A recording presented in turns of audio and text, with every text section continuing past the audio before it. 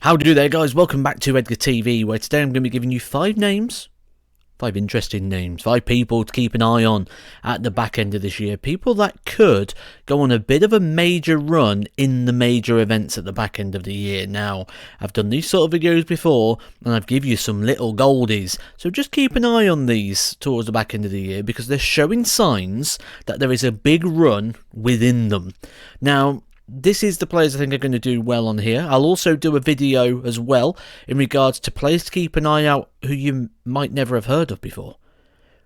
Unearthed gems, people that haven't played on the TV before but are showing signs that it could go well. If you do want to know my 5 players to keep an eye on that respect, do hit that subscribe button. That video will be coming soon. However, this one is about players that we expect to do well on the PDC tour, on the TV events, someone who could cause a little bit of a stir, maybe take out one of the big names, maybe cause the surprise, maybe have a big shock run to a quarters, to a semis, to a final, like we have seen many times in the past. Here's my list.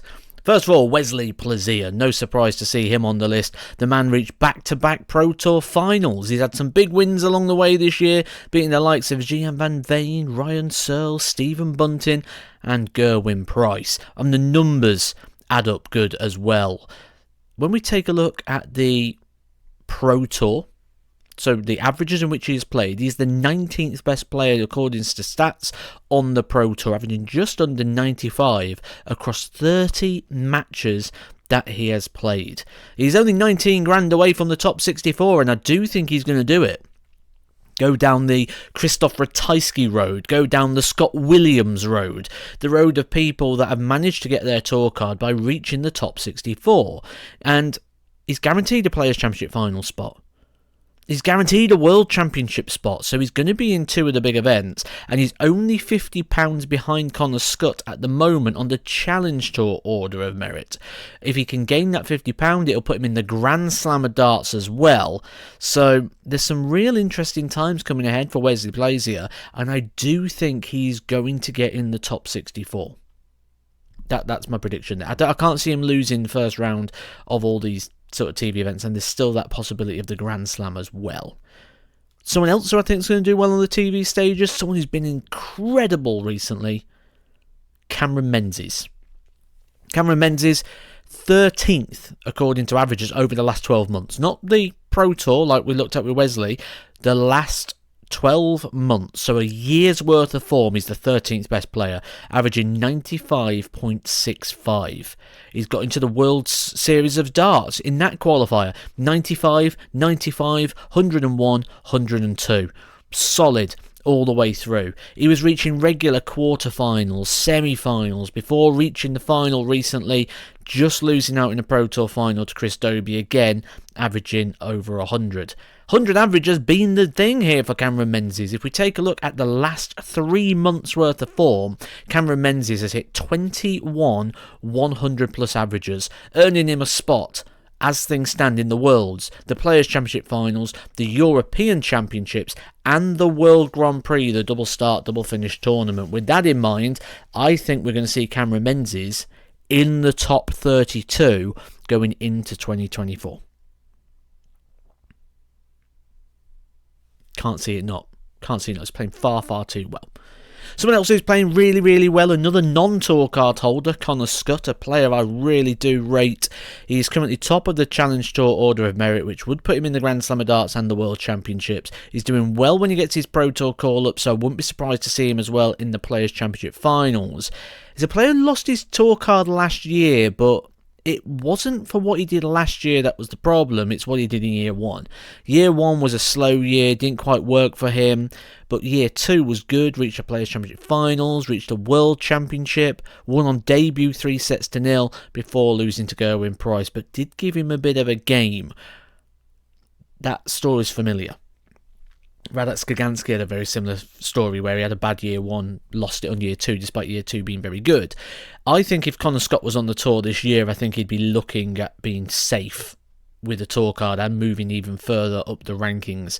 But he's off the tour at the moment, and he's made the most of it. He's top of the Challenge Tour. He's won a week at the Modus Super Series, where he had the second best average of the year, averaging over 120 Only Gary Anderson's 123.83 has been better than what we've seen of there. He's had big wins against the likes of James Wade, Johnny Clayton.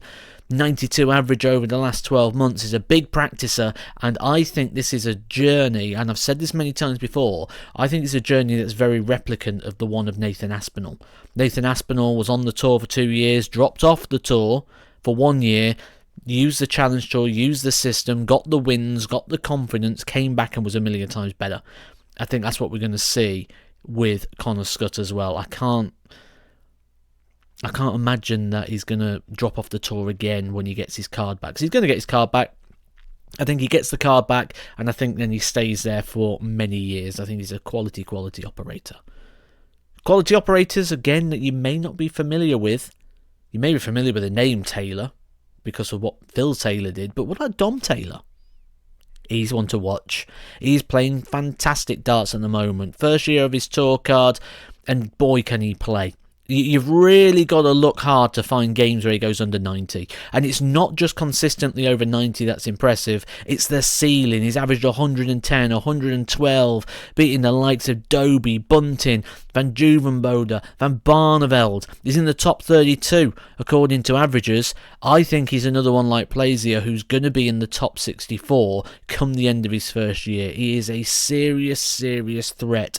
And he is one that you really do want to keep an eye out. And I was tempted to not include him in this video and maybe include him in the next one. But I think he's going to do something good. I think he's going to go on a run somewhere. He's going to cause a stir. Watch out for Dom Taylor. And also watch out for Wessel Nijman. Wessel Nijman's playing fantastic. I mean, elite level stuff. 22nd, averaging 94.36 since Players' Championship 15, and remember we're only on Players' Championship 19 at the moment. He has had 10 averages over 100. He reached a Pro Tour final recently, losing out 8-6 to Luke Littler, on the way beating Gary Anderson in the quarters, Damon Heta in the semis. Incredible runs. He's top of the development tour where he's absolutely bossing that. He's $6,000 clear. $6,000 clear at the top. So, absolutely miles adrift there.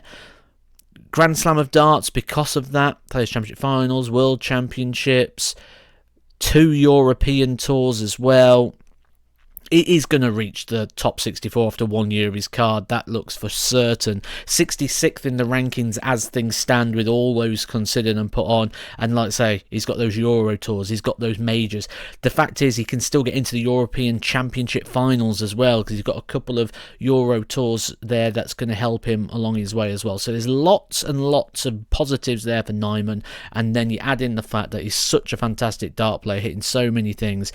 I think Wessel Nijman is certainly one to keep an eye out, and again, could be one that goes on a major run. There's my 5 players that I think you need to keep an eye out on the back end of this year for someone who's going to come off the pace and cause a bit of a stir in one of these big events. Who are yours? Let me know down in the comments section. Who do you think could be a bit of a surprise package at the back end of 2024? Who's going to go into 2025 in those big positions? There's my 5, and also, like I say, there will be a video coming soon letting you know my 5 that you may never have heard of. Some real underdog stories that may come through over the next 12 months. Make sure you subscribe for that. I'll catch you soon.